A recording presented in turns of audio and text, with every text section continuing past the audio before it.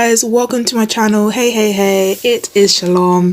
Hopefully you guys had a nice Christmas. Sorry I haven't been uploading for a couple of days, but I was just enjoying my Christmas and enjoying my time. And the first story I have is obviously the Tory case. I would have reported on it earlier, but hey ho, we are here. So obviously Tory is found guilty in all three counts, all three charges. Which I was a bit shocked. I'm not gonna lie. I thought maybe they'd find him on one charge because he did have a firearm that was unregistered. So I thought maybe they'll get him on that one. But I was shocked for all three. All three? Okay, I was just a bit like, okay. This case is just weird. I'm still not confident that Tory did it. I'm not saying that Megan is lying or anything, but it just does not make sense. If you think that this case is done and dusted and it's over and there's nothing going on behind the scenes, you are delusional. I'm sorry, but you are dumb. I'm sorry. Like, there's definitely more to this case. Kelsey is definitely guilty. I don't care what anyone says. Kelsey is definitely guilty. She's got something to do with it. But, Megan's team, or the defense, can't really do anything because, she's got immunity. But she's definitely guilty. She's done something. That's why in court she was like, I don't know, I didn't see Tory with a gun, but I didn't shoot her. Like, dumb stuff like that. But, the eyewitness that did testify said he saw the gun flash, sort of the gun muzzle flash, go closer to Kelsey than to Tory, which, he's a first-hand witness. He saw it go down. So I'm just a bit, it just doesn't make sense. I'm still not this case just does not make sense. This case hasn't really, been closed for me. I haven't been satisfied. I'm not really satisfied with anything. And then, the witness, her first-hand witness did say, Tory was acting recklessly with the gun, but the flash did go off close to Kelsey. And some people were sort of saying on Twitter and, Instagram and social media, if Tory was so innocent, why didn't he testify? But Megan's team in her defense were going to ask him dumb questions like, oh, like your lyrics, let's look at your lyrics, let's look at your tattoos and stuff like that. Like, what do they mean? When you were writing this lyric, what does this mean? What does this imply? Was this about Megan? Which I think is so funny. I just want to point something out. They always love to use the lyrics to get rappers and artists put in jail. But like Young Thug and Gunna and all of that. But like SZA literally has a song called Kill Bill where she's talking about killing her ex, and then she later on goes to say in the song like I might kill my ex, and then she goes on to say like I'm gonna kill the girlfriend too, I'm gonna do the same thing to his girlfriend basically. But you don't see the police going up to Solana and being like, Solana, we're gonna arrest you on the suspicion of you have murdered which I just want to point out. I just want to say that. But yeah, I just want to point that out. But this trial is just weird. And the worst thing is that Tory brought his son to court with him every day.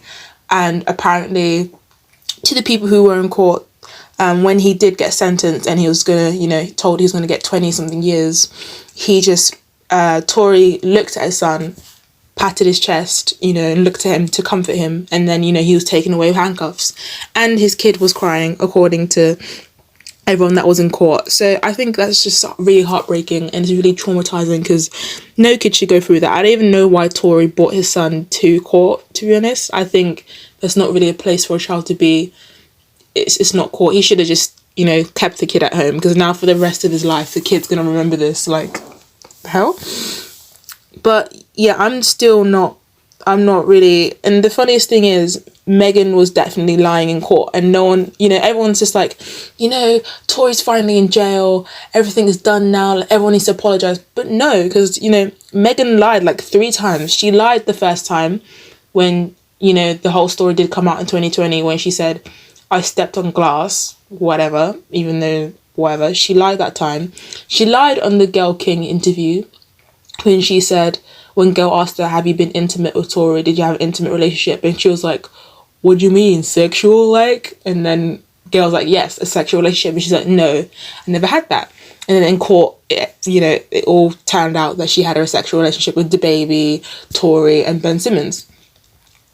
And then she lied, thirdly, about a fight breaking out outside the car, because the first-hand witness said a fight broke out outside of the car, and then, you know, Megan didn't mention that in her testimony.